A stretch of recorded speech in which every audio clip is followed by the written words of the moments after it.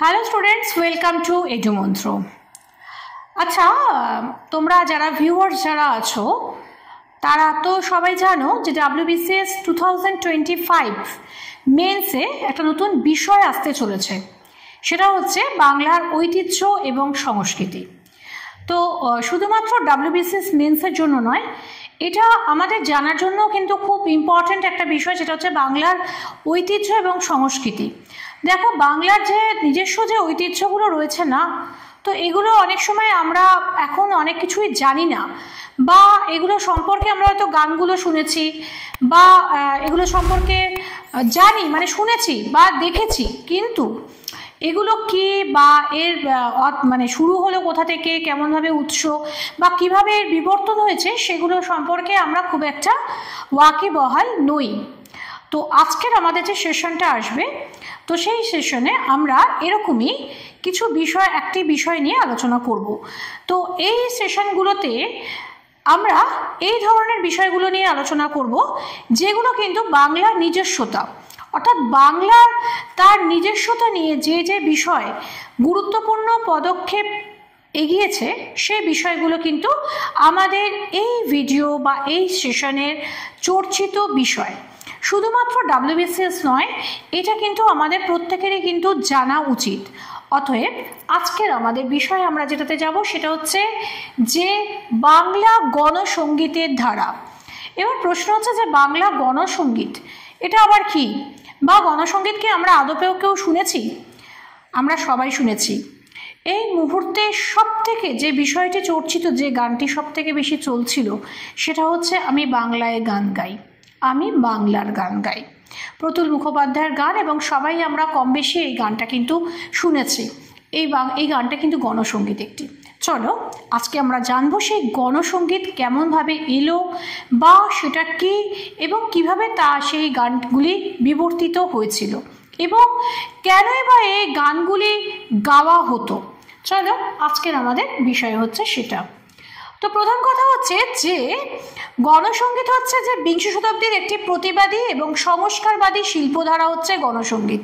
তাহলে গণসঙ্গীত বলতে আমরা যেটা বোঝাবো, সেটা হচ্ছে প্রতিবাদী এবং সংস্কারবাদী শিল্পধারা হচ্ছে গণসঙ্গীত। 40-এর দশকে বাংলায় গণসঙ্গীত আন্দোলন ছিল একটি বৃহত্তর সাংস্কৃতিক আন্দোলনের অঙ্গ।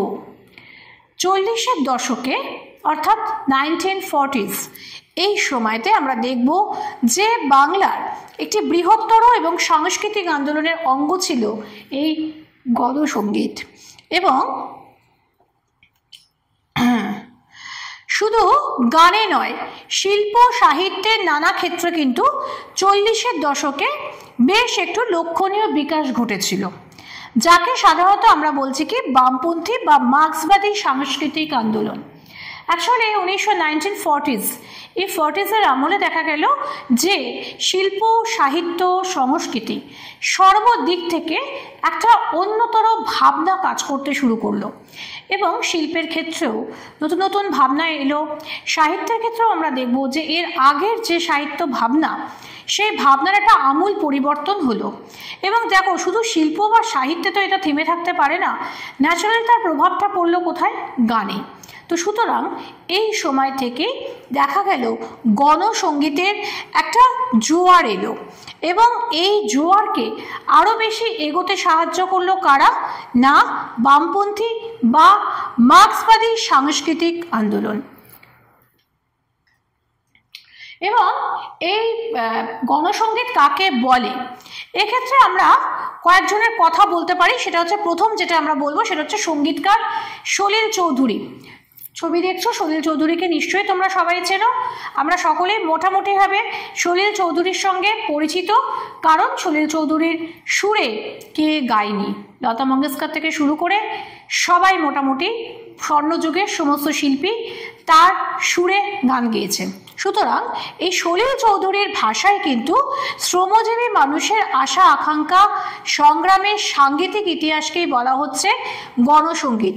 সুতরাং আমরা এখানে কি বলবো, যে শ্রমজীবী মানুষ, অর্থাৎ যে সমস্ত মানুষজন যারা খেটে খাওয়া মানুষ, মার্ক্সবাদী ভাষায় যাদেরকে আমরা বলতে পারি সর্বহারা শ্রেণী, তাদের আশা আকাঙ্ক্ষা ইচ্ছে অনিচ্ছে সবটাই কিন্তু এই যে সাংগীতিক যে ইতিহাস তাকেই আমরা বলতে পারি গণসঙ্গীত।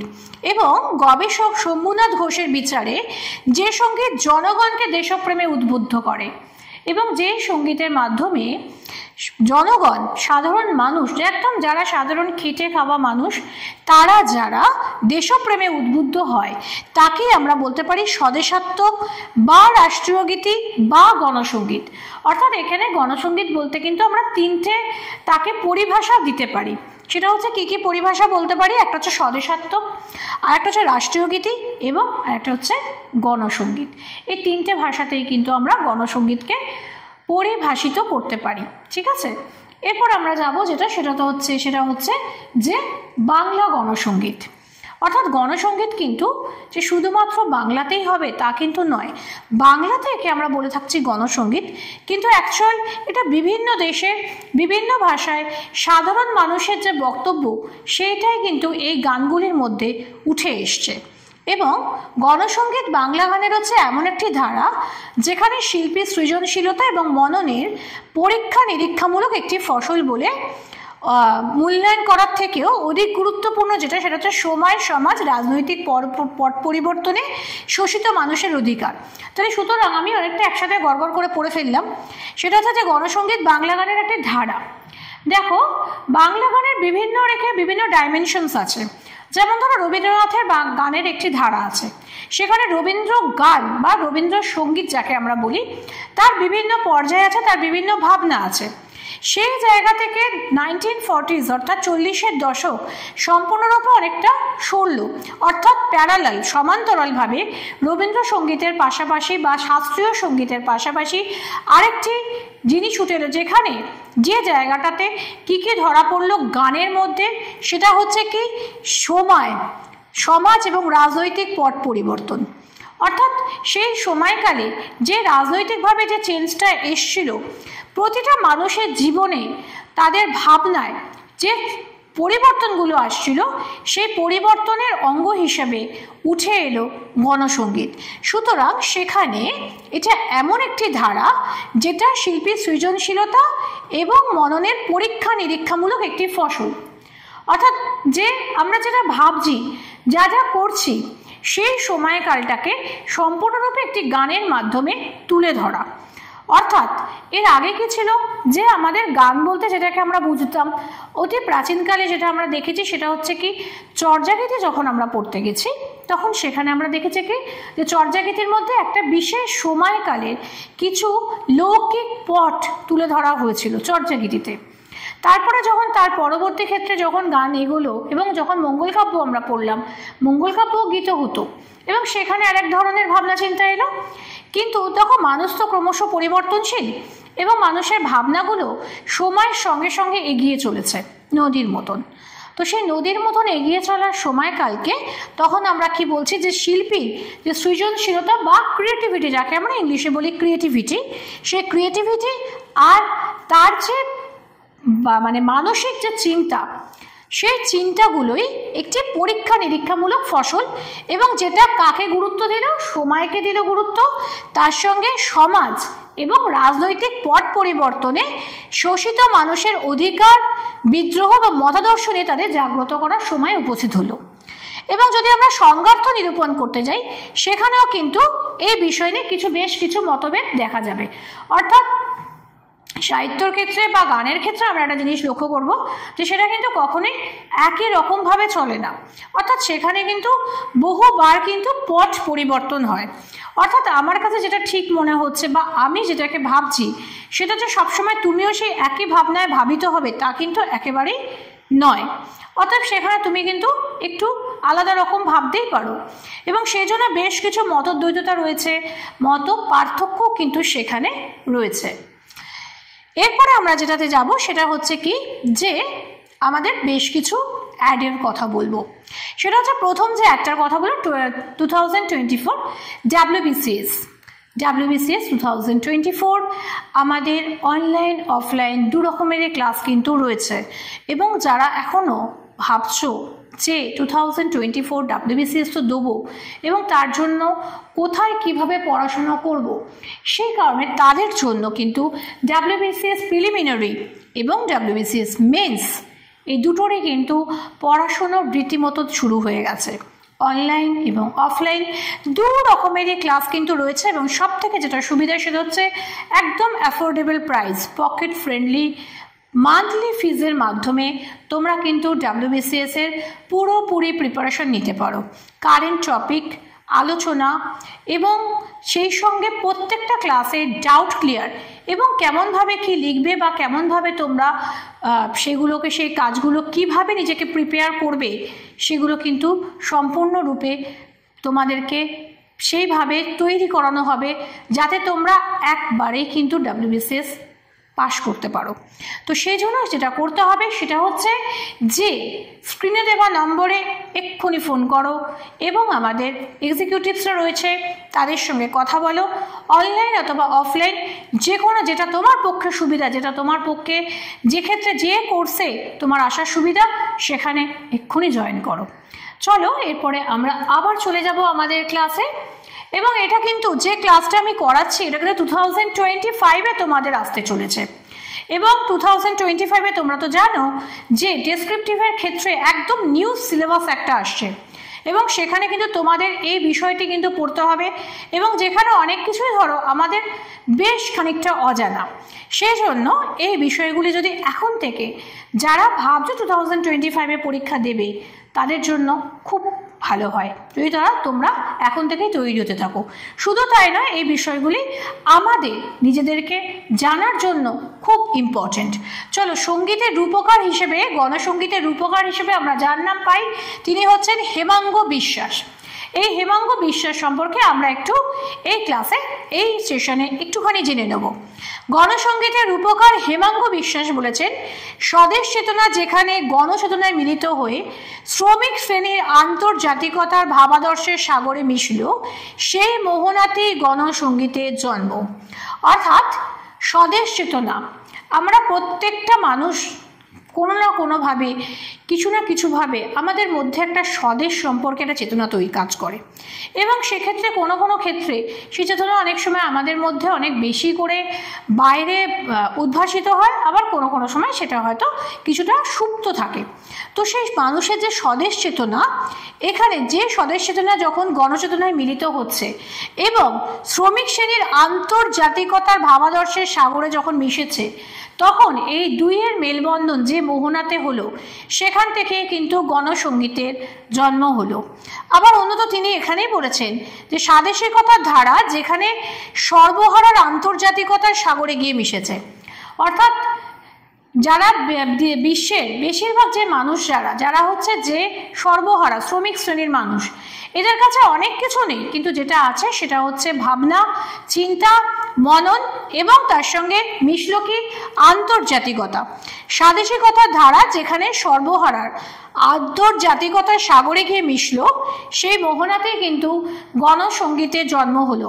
অর্থাৎ স্বাদেশিকতার সঙ্গে আন্তর্জাতিক বোধ যেখানে যুক্ত হলো সেই ভাবনা চিন্তার জায়গা থেকেই দাঁড়িয়ে তৈরি হলো গণসঙ্গীত। এবং এর সময়কালটা আমরা দেখব যে গণসঙ্গীত কোন সময়কালে আমাদের তৈরি হয়েছিল। অর্থাৎ গণসঙ্গীতের সূচনা যে সময়কাল, সেই সময়কালটা আমরা এখানে দেখব। শ্রমিক শ্রেণী এবং মেহনতি মানুষের চেতনা যখন প্রতিবাদী মানসিকতায় নিষিক্ত হয়ে আন্তর্জাতিকতা বোধে উদ্বুদ্ধ হলো তখন সঠিক অর্থে গণসঙ্গীত তার ব্যাপ্তি এবং গভীরতা নিয়ে হাজির হলো।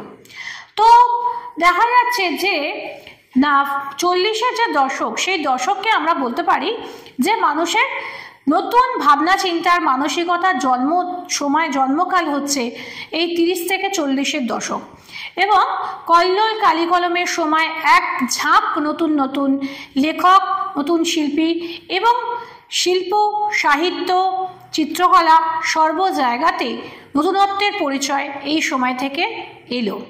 এবং যেহেতু এই সময়কালটাই ক্রান্তিকাল বলা যেতে পারে, আমরা সাহিত্যের ভাষায় বলে থাকি এই সময়টা হচ্ছে ক্রান্তিকাল। তো সুতরাং এই সময়কালে আমরা দেখব যে মেহনতি এবং শ্রমিক শ্রেণী মানুষের চেতনা যখন প্রতিবাদী মানসিকতায় পরিণত হলো, নিষিক্ত হলো। অর্থাৎ এর আগে পর্যন্ত কি হয়েছে, যে একটা সময় পর্যন্ত মানুষ মার খেয়েছে, শুধুমাত্র মার খেয়েছে, এবং শ্রমিক শ্রেণী তারা এটাই ভাবতো এটাই বোধহয় আমাদের ভবিতব্য। কিন্তু এই যে সময়কাল থেকে কিন্তু শুরু হলো কি করা, যে তারা কিন্তু পিছিয়ে রইল না, তারা তখন কি হলো, প্রতিবাদী মানসিকতায় নিষিক্ত হলো এবং আন্তর্জাতিকতা বোধে উদ্বুদ্ধ হলো। তখনই গণসঙ্গীত তার ব্যাপ্তি এবং গভীরতা নিয়ে হাজির হলো। গণসঙ্গীত কিন্তু মূলত কাদের জন্য জানো তো, শ্রমিক শ্রেণী এবং মেহনতি জনগণের জীবনের কথা। অর্থাৎ যে মানুষগুলো দুবেলা অনেক কিছুই পায় না, তারা শুধুমাত্র সারাটা দিন প্রচুর পরিশ্রম করে যে কিছু খাদ্যের জোগানের জন্য, এবং তাদের জীবনে হয়তো অনেক কিছুই নেই। তো সেই সময়কালের সেই মানুষগুলো তারা যখন তাদের জীবনের কথা, তাদের সংগ্রামী চেতনা এবং শোষণ মুক্তির তীব্র আকাঙ্ক্ষা প্রতিফলিত হলো কিন্তু এই ধরনের গানগুলোতে। 1917-তে যখন শ্রমিক বিপ্লব সংগঠিত হলো বাংলায়, তখন গণসঙ্গীত রূপে চিহ্নিত করা হলো শিবনাথ শাস্ত্রী রচিত ওঠো জাগো শ্রমজীবী জনতা। তাহলে দেখো, প্রথম যে বাংলায় প্রথম যেটাকে আমরা গণসঙ্গীত বলে চিহ্নিত করতে পারি, সেই গানটি হলো শিবনাথ শাস্ত্রী রচিত শ্রমজীবী জনতা, ওঠো জাগো শ্রমজীবী জনতা। শিবনাথ শাস্ত্রীর পাশে ছবি আছে, দেখে নাও। হ্যাঁ, তো বাংলায় প্রথম গণসঙ্গীত হচ্ছে কি, শিবনাথ শাস্ত্রী রচিত ওঠো জাগো শ্রমজীবী জনতা। তারপরে দেখো 1917-র পর 1920 সালের পর সদ্য গঠিত কমিউনিস্ট পার্টি সংস্পর্শে এসে নজরুল রচনা করেছিলেন দুটি গান। কি কি? একটা হচ্ছে কৃষকের গান আর আরেকটা হচ্ছে শ্রমিকের গান। এরা দুজনেই কিন্তু সর্বহারা, কৃষকরাও সর্বহারা এবং শ্রমিকরাও কিন্তু সর্বহারা।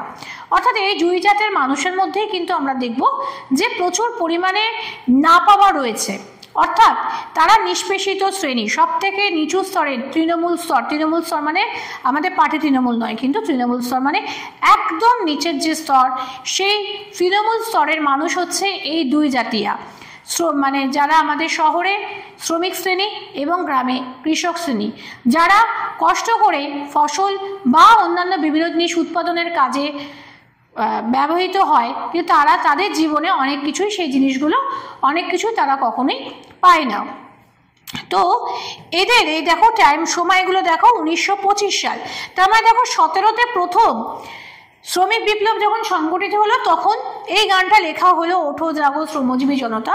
এবং তারপরে 1920-র পরে সদ্য গঠিত কমিউনিস্ট পার্টির সংস্পর্শে এসে নজরুল রচনা করলো দুটি গান, একটা হচ্ছে কৃষকের গান, একটা হচ্ছে শ্রমিকের গান। এবং সেখানে শ্রমিক বিপ্লবকে স্বাগত জানিয়ে তিনি লিখলেন ওই নতুনের কেতন ওরে এবং আন্তর্জাতিক শ্রম সঙ্গীতের জাগো অনশন বন্দি ওঠোরে যত, বাংলায় অনুবাদ করেন। তাহলে এখানে হচ্ছে কি, তার মানে শুধুমাত্র আমরা কিন্তু শিবনাথ শাস্ত্রী নয়, তার সঙ্গে আমরা কার নাম পেলাম, সেটা হচ্ছে কাজী নজরুল ইসলাম। এটা দুজনকার কথাই আমরা কিন্তু পেলাম। এবং সেখানে আমরা প্রথম গান হিসেবে যেটাকে চিহ্নিত করলাম সেটা হচ্ছে ওঠো জাগো শ্রমজীবী জনতা। এবং নজরুলের ক্ষেত্রে দুটি গান তারা করলেন, দুটি গান তিনি রচনা করলেন, একটা হচ্ছে কৃষকের গান এবং একটা হচ্ছে শ্রমিকের গান। এবং শ্রমিক বিপ্লবকে স্বাগত জানিয়ে তিনি লিখলেন কি ওই নতুনের কেতন ওরে এবং আন্তর্জাতিক শ্রম সঙ্গীতের জাগো অনশন বন্দি ওঠোরে যত। এরপরে হচ্ছে যে বাংলা গণসঙ্গীতের ধারাকে আরও অনেক দূর এগিয়ে নিয়ে গিয়েছিলেন যিনি, তিনি হলেন সলিল চৌধুরী। সলিল চৌধুরী সম্পর্কে আগেই বলেছি যে বিখ্যাত সুরকার, বাংলা ভাষা তো শুধু বাংলা ভাষায় নয়, সলিল চৌধুরীর সুর করা গান স্বর্ণযুগে গান গাননি এমন শিল্পী বিরল। তো সেই সলিল চৌধুরীর সঙ্গীত জীবন কিন্তু শুরুই হয়েছিল এই গণনাট্য সঙ্গীত সূত্র ধরে। রানার, বিচারপতি, অবাক পৃথিবী এই জাতীয় গণসঙ্গীতের সার্থক স্রষ্টা তিনি। রানার তো সবাই নিশ্চয়ই শুনেছ, সুকান্ত ভট্টাচার্যের কবিতা, রানার কবিতা থেকেই তিনি এই গানটি তৈরি করেছিলেন। বিশ্ববিখ্যাত গান, এবং আমার মনে হয় যে ভিউয়ার্স যারা এই ভিডিওটি দেখছো তাদের প্রত্যেকেরই শোনা আছে রানার গানটি। আচ্ছা, এবারে সঙ্গীত নিয়ে গবেষণায় ছিল তার জীবনচর্যা। বহু পরীক্ষার ফলশ্রুতিতে গণসঙ্গীতে কোরাস গানের প্রভাব ফুটে উঠেছে। যেমন ধরো তার বিশ্ববিখ্যাত গান ও আলোর পথযাত্রী, ঢেউ উঠেছে কারাট উঠছে, হেই সামলো, মাঠা বোনা বন্দনে, আমার প্রতিবাদের ভাষা প্রভৃতি। এই গানগুলো হয়তো অনেকে আমরা শুনেছি, যেমন ও আলোর পথযাত্রী বা ঢেউ উঠেছে কারাট উঠেছে, এই ধরনের গানগুলো রানার তো ভীষণভাবে, বা তার আগে বিচারপতি, অবাক পৃথিবী, এই ধরনের গানগুলো কিন্তু আমরা প্রচুর শুনেছি, কিন্তু আমরা কিন্তু জানতাম না যে এই গানগুলো কিন্তু গণসঙ্গীত। এবং এখনও বিভিন্ন অনুষ্ঠানে বা বিভিন্ন রকমের পুজো বা এরকম ধরনের যে কোনো অনুষ্ঠানে এই ধরনের গানগুলো এখন অবধি কিন্তু বাজতে শোনা যায়, বা বিভিন্ন যে রিয়েলিটি শোগুলো হয় সেখানেও কিন্তু এই ধরনের গানগুলো কিন্তু এখন অবধি গাওয়া হয়। কিন্তু এই প্রত্যেকটা গানে কিন্তু যে গানগুলোর কথা আমরা এখানে বললাম, এইরকম ধরনের যে গানগুলো সেগুলো সবকটাই কিন্তু গণসঙ্গীত।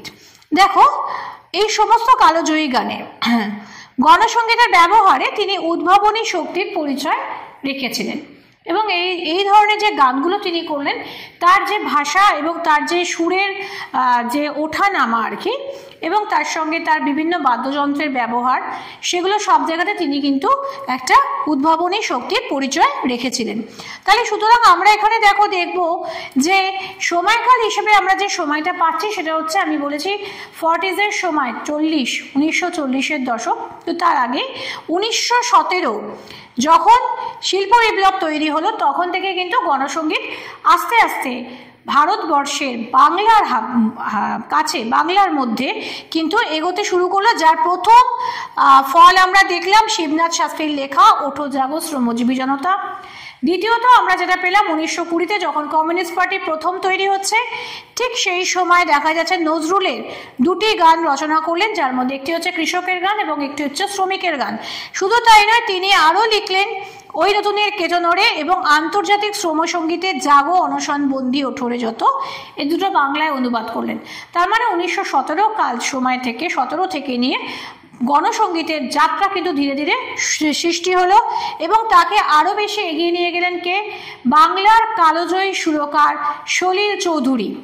এবং তার যে বিভিন্ন যে গানগুলো, সেই গানগুলো আমরা এখানে পড়লাম, রানার, বিচারপতি, অবাক পৃথিবী, ও আলোর পথযাত্রী, এই ধরনের যে গানগুলো, কালজয়ী যে গানগুলো, সেই গানগুলোর মধ্যে দিয়ে গণসঙ্গীতের ধারা আরও অনেক দূর এগোতে শুরু করলো। এরপরে আমরা যেটাতে চলে আসি সেটা হচ্ছে যে একটু অ্যাডে চলে আসবো। সেটা হচ্ছে যে মিসলেনিয়াস মেন্সের পরীক্ষা তোমাদের সামনে, সবাই নিশ্চয়ই জানো, এবং এই মিসলেনিয়াস মেন্সের কিন্তু ক্লাস শুরু হয়ে গেছে। এবং যারা এখনো পর্যন্ত ভাবছো যে মিসলেনিয়াস মেন্স পরীক্ষা দেবো, কী করে প্রিপারেশন নেবো, কেমনভাবে প্রিপারেশন নেব, কী পড়বো, কী ধরনের বই পড়বো, বা কীভাবে এই পরীক্ষাটাতে সাফল্য পাবো, তারা কিন্তু একদম সময় নষ্ট করো না, এক্ষুনি আমাদের স্ক্রিনে দেওয়া নাম্বারে যোগাযোগ করো। এবং এখানে অনলাইন কিন্তু ক্লাস কিন্তু অ্যাভেলেবেল, এবং ক্লাস কিন্তু শুরু হয়ে গেছে। এবং যারা যারা এখন অবধি ভেবেছো তারা কিন্তু যোগাযোগ করো এবং এক্ষুনি জয়েন করো। পকেট ফ্রেন্ডলি কোর্স ফি, এবং এখানে তোমাদের ডাউট ক্লিয়ারিং ক্লাস, টপিকের ওপর আমরা অত্যন্ত জোর দিই, তার সঙ্গে মক টেস্টের ব্যবস্থাও রয়েছে। শুধু তাই নয়, WBCS সহ বিভিন্ন মিসলেনিয়াস বা ক্লারিক্যাল এই ধরনের যে পরীক্ষাগুলোতে ডেসক্রিপটিভ অনেক সময় দেখা যায় যে একটা ল্যাঙ্গুয়েজ গ্রুপের পরীক্ষা হয় তোমাদের, এবং অনেক ক্ষেত্রে দেখা যায় যে ল্যাঙ্গুয়েজ গ্রুপের পরীক্ষা দিতে গিয়ে তোমরা বিভিন্ন সমস্যার সম্মুখীন হও। তো এই ক্ষেত্রে এই জায়গাতে যাদের এরকম জায়গাতে সমস্যা আছে, সেক্ষেত্রে চাকরি পাওয়ার ক্ষেত্রেও তোমাদের কিন্তু এই জায়গাগুলোকে, ল্যাঙ্গুয়েজ গ্রুপকে কিন্তু খুব ভালোভাবে পড়াশোনা করতে হবে। তার জন্য ল্যাঙ্গুয়েজ গ্রুপের জন্য আমাদের আলাদাভাবে ক্লাসের ব্যবস্থা আছে। তাই যারা এখনও ল্যাঙ্গুয়েজ গ্রুপ নিয়ে একটু চিন্তায় আছো, তারা কিন্তু স্ক্রিনে দেওয়া নাম্বারে ফোন করো, আমাদের এক্সিকিউটিভসরা আছেন, এ বিষয়ে তোমাদের সাহায্য করবেন। এবং যে কোনো কোর্স তোমরা যখন এডুমন্ত্রের করবে, তোমাদের আর্থিক স্বাচ্ছন্দ্যের কথা চিন্তা করে আমরা কিন্তু একদম পকেট ফ্রেন্ডলি অ্যাফোর্ডেবল প্রাইস রেখেছি, যেটা তোমাদের সবার ক্ষেত্রেই করা সম্ভব। এবং শুধু তাই নয়, যেগুলো অনেকটা সময়কালীন কোর্স, সেগুলোর জন্য কিন্তু ইনস্টলমেন্ট সিস্টেমও অ্যাভেলেবেল। সেজন্য যেটা তোমাদের করতে হবে সেটা হচ্ছে এক্ষুনি স্ক্রিনে দেওয়া নাম্বারে ফোন করতে হবে, এবং তোমাদের চাকরি পাওয়ার পথে আরও খানিকটা এগিয়ে যেতে হবে। সঙ্গে থাকছি আমরা টিম এডুমন্ত্র। দেখো যাচ্ছিলাম আমরা যেখানে, সেটা হচ্ছে গণসঙ্গীত নিয়ে। আচ্ছা, তোমরা সবাই নাম শুনেছ ক্যালকাটা ইউথ কোয়ার। যারা একটু আমাদের থেকে একটু বয়স্ক বা একটু আগেকার বাংলা সঙ্গীত সম্পর্কে ধ্যান ধারণা রাখেন বা রাখো, তারা কিন্তু ইউথ কোয়ারের নাম কিন্তু সবাই শুনেছ। এবং এই ইউথ কোয়ারে রুমা গুহ ঠাকুরতার মাঝখানে থাকতেন এবং তার চারপাশে গান গাওয়া হতো। এবং এই বিষয়টা আমরা কিন্তু অনেকেই দেখেছি, আমিও তখন ছোট ছিলাম এবং আমরা প্রচুর দেখতাম ইউথ কোয়ারের প্রোগ্রাম হতো। তো আজকে কিন্তু এই গণসঙ্গীতের এই পথ চলাতে ইউথ কোয়ার কিন্তু ভীষণভাবে একটা মাইলস্টোন বলে মনে করা হয়। তো ইউথ কোয়ারের ক্ষেত্রে 1958-তে সলিল চৌধুরী এবং সত্যজিৎ রায় তত্ত্বাবধানে রুমা গুহ ঠাকুরতার পরিচালনায় ক্যালকাটা ইউথ কোয়ারের পদযাত্রা শুরু হয়। তাহলে কি হচ্ছে যে দেখো, 1958 খ্রিস্টাব্দে সলিল চৌধুরী এবং সত্যজিৎ রায়ের তত্ত্বাবধানে রুমা গুহ ঠাকুরতার পরিচালনায় ক্যালকাটা ইউথ কোয়ারের পদযাত্রা শুরু হয়। এবং এর প্রকাশ লগ্ন থেকেই কিন্তু শিবদাস বন্দ্যোপাধ্যায় এই কোয়ারের সঙ্গে জড়িত ছিলেন।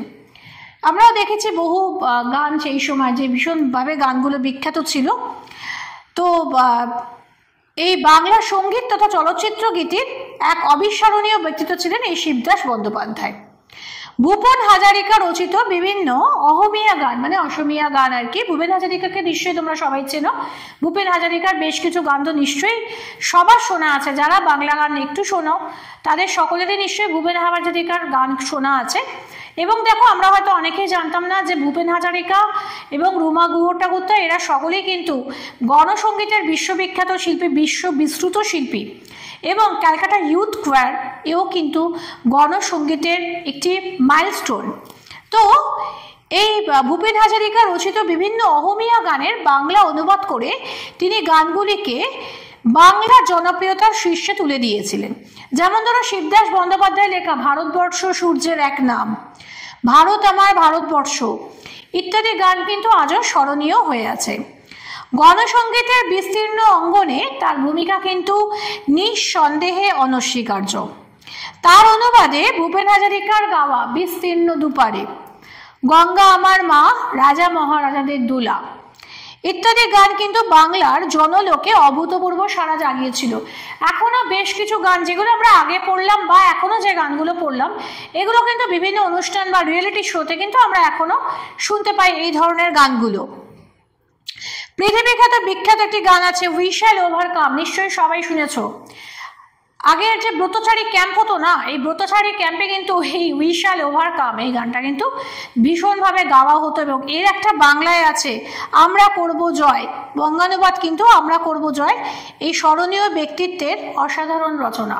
তো সুতরাং আমরা দেখবো, দেখো যে একটুখানি আমরা আগের এনরোল করে নেব যে 1917 থেকে বাংলায় গণসঙ্গীতের যাত্রা শুরু হচ্ছে।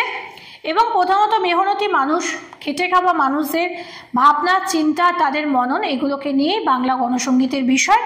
এবং এর প্রথম যে গানটাকে মানে গণসঙ্গীত হিসেবে বাংলা যে প্রথম যে গানটা আমরা পাচ্ছি, সেই গানটার সঙ্গে সঙ্গে কিন্তু তার সঙ্গে আমরা কাকে পাচ্ছি, যে শিবনাথ শাস্ত্রীর প্রথম গান, তারপরে কিন্তু তার সঙ্গে শিবনাথ শাস্ত্রীর পরবর্তী ক্ষেত্রে নজরুলকে পাচ্ছি। এবং তার সঙ্গে সেই পথকে আরও এগিয়ে নিয়ে গেছেন সলিল চৌধুরী, এবং সেই পথকে আধুনিকতা এবং তাকে জনপ্রিয়তার তুঙ্গে তুলেছে যে কোয়ার, সেটা হচ্ছে ক্যালকাটা ইউথ কোয়ার। ক্যালকাটা ইউথ কোয়ারের এই গানগুলো আজ পর্যন্ত এখনো পর্যন্ত ভীষণভাবে গণসঙ্গীতের দুনিয়ায় বিখ্যাত গান, এবং এদের এই গানগুলো আজ পর্যন্ত সমানভাবে জনপ্রিয়। এরপর আসছে গণসঙ্গীতের সুরের জাদু। এবার প্রশ্ন হচ্ছে, আমাদের গণসঙ্গীত তো পড়ছি আমরা, কিন্তু গণসঙ্গীতটা কেন আমাদের ভালো লাগে? এই ভালো লাগার তো একটা কারণ থাকতে পারে। প্রত্যেকটা জিনিসের আমাদের যা যা আমরা করছি তার কিন্তু একটা ভালো লাগার কারণ থাকে, তাই না? তা কেন আমাদের ভালো লাগে? এর প্রধান কারণ হচ্ছে যে গণসঙ্গীতের সুর। দেখো, এখানে আমি যে পয়েন্টটা করেছি সেটা হচ্ছে গণসঙ্গীতের সুরের জাদু। গণসঙ্গীতের সুরটাই এমন যেটা আমাদের মনকে সবসময় দোলা দিয়ে যায়, অর্থাৎ আমাদের ভালো লাগা, আমাদের যে মনের যে একদম মনের অন্তঃস্থলের যে কথাগুলো, সেই কথাগুলোকে খুব সুন্দরভাবে সুরের জাদুতে ফেলে তবেই কিন্তু এই গানগুলো আমাদের মনে দাগ কেটে যায়। গণসঙ্গীতের সুর ভিন্ন ধরনের, যেহেতু এই গানটি মনময় ধর্মী নয়, তন্ময় ধর্মী। প্রশ্ন আসছে কাকে বলে মনময় ধর্মী আর কাকে বলে তন্ময় ধর্মী। অ্যাকচুয়াল মনময় ধর্মী এবং তন্ময় ধর্মী হচ্ছে দুটো ভাবনা। যেটা হচ্ছে যে মনময় ধর্মী ঘটনা হলে সেখানে একটা তার মধ্যে বিষয় থাকবে, যে বিষয়টা নিয়ে আমরা গানটা করতে পারবো। ধরো একটা ফুল নিয়ে যদি গান হয়, একটা পাখি নিয়ে যদি গান হয়, সেটাকে আমরা বলতে পারি মনময় ধর্মী গান অথবা কবিতা। কিন্তু যেখানে মানুষের অনুভূতির ওপর কাজ হয় তাকে আমরা তখন কি বলছি? তন্ময় ধর্মী। অর্থাৎ সেটা ডাইরেক্টলি আমাদের মনের উপর এফেক্ট বা একটা ফল তৈরি করে বা একটা ভাবনা তৈরি করে। তো এখানেও তাই, সেজন্য তার মধ্যে উদারতা লক্ষণীয়।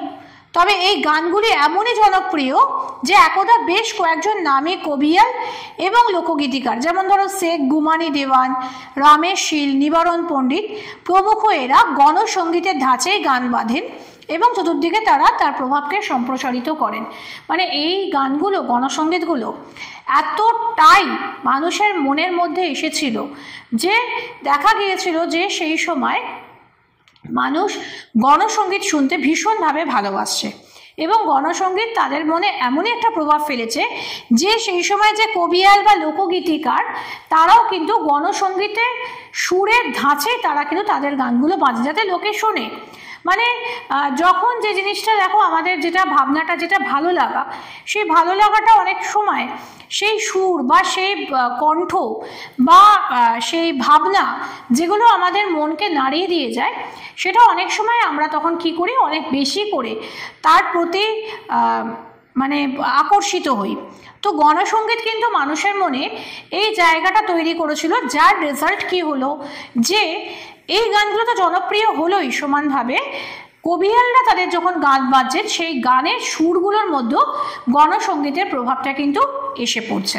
তার মানে বুঝতেই পারছো যে গণসঙ্গীত কিন্তু বাংলার নতুন যে ভাবধারা, অর্থাৎ বাংলা গানের যে ধারা, সেই গানের ধারার মধ্যে গণসঙ্গীত কিন্তু একটা ডাইমেনশন বা একটা অন্য মাত্রা যোগ করলো। এদের মধ্যে গণসঙ্গীতের আমরা বিশ্ববিখ্যাত শিল্পী যাদের নাম পাই, তাদের মধ্যে কে কে আছে দেখো: বিনয় রায়, জ্যোতিরিন্দ্র মৈত্র, বিজন ভট্টাচার্য, হেমাঙ্গ বিশ্বাস, সলিল চৌধুরী, মোহিনী চৌধুরী, পরেশ ধর, শিবদাস বন্দ্যোপাধ্যায় প্রমুখ। বাংলা গানের ইতিহাসে জ্যোতিরিন্দ্র মিত্রের নবজীবনের গান কিন্তু এক অতুলনীয় সম্পদ। মানে এরা কিন্তু তার পরে পরে কিন্তু এই বিখ্যাত শিল্পী হিসেবে এদের নামগুলো কিন্তু আসছে। এরপরে আমরা আবার চলে যাব যে আমাদের কিছু অ্যাডে। WBCS 2025, এখনও যারা ভাবছো যে 2025-এ তারা একটা টার্গেট রেখেছো যে WBCS বসতে চাইছো, তো সেক্ষেত্রে WBCS 2025-এর জন্য আমরা কিন্তু বিভিন্ন প্রিপারেশন নিচ্ছি এবং 2025-এর যে সিলেবাসটা চেঞ্জ হচ্ছে, সেই চেঞ্জড সিলেবাস ওরিয়েন্টেড কিছু পড়াশুনোর ক্লাস আমরা এখানে রেখেছি।